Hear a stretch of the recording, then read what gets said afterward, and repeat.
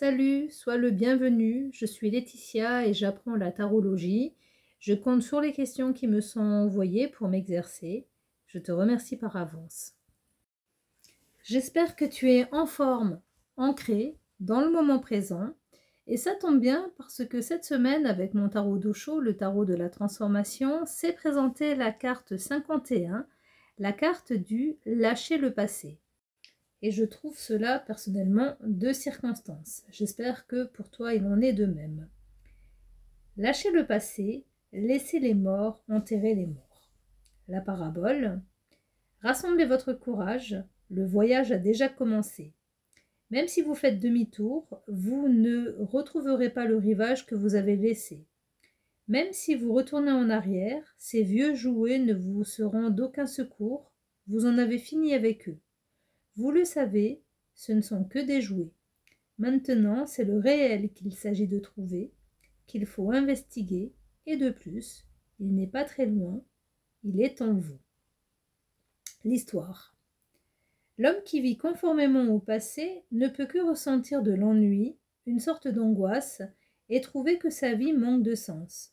Qu'est-ce que je fais ici? À quoi bon continuer de vivre? Que demain apportera-t-il? La même chose qu'aujourd'hui. Ce qui se passe aujourd'hui n'est que la répétition de ce qui s'est passé hier. Alors, pourquoi?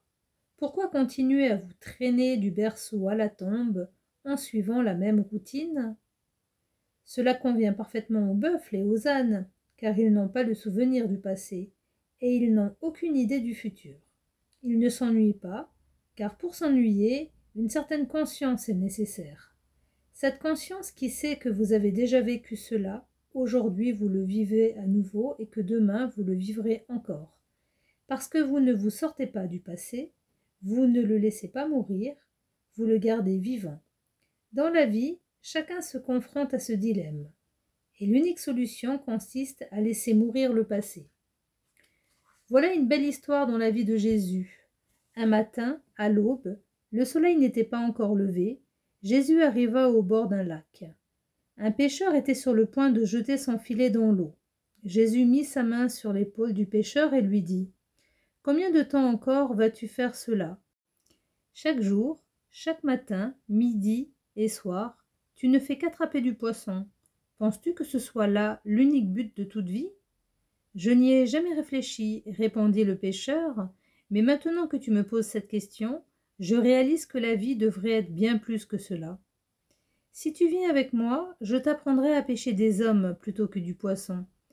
L'homme regarda Jésus dans les yeux. Quelle profondeur, quelle sincérité, tant d'amour qu'il était impossible de douter de cet homme. Un si grand silence l'entourait, il était impossible de lui dire non. Le pêcheur jeta son filet à l'eau et suivit Jésus. Alors qu'il quittait la ville, un homme vint en courant dire au pêcheur : « Ton père qui était malade depuis longtemps vient de mourir. Rentre à la maison. » Le pêcheur demanda à Jésus : « Donne-moi juste 3 jours que je puisse accomplir les derniers rituels qu'un fils doit faire à la mort de son père. » Et voici la réponse que je vous demande de retenir. Jésus dit au pêcheur : « Laisse les morts enterrer les morts et toi, viens avec moi. » Que veut-il dire? La ville entière n'est peuplée que de morts. Ils seront disposés du corps de ton père décédé. Ta présence n'est pas utile. Viens, suis-moi. À chaque instant, quelque chose meurt. Ne soyez pas des collectionneurs d'antiquités. Ce qui est mort, abandonnez-le. Allez dans le vivant, suivez le cours de la vie, totalement, intensément, et jamais vous ne ferez face à un quelconque dilemme, à un quelconque problème. Merci Osho pour cette magnifique leçon. Quand j'ai vu le lâcher le passé, je me suis dit qu'on allait certainement travailler, lâcher toutes ces rancœurs, toutes ces pensées qui nous oppressent.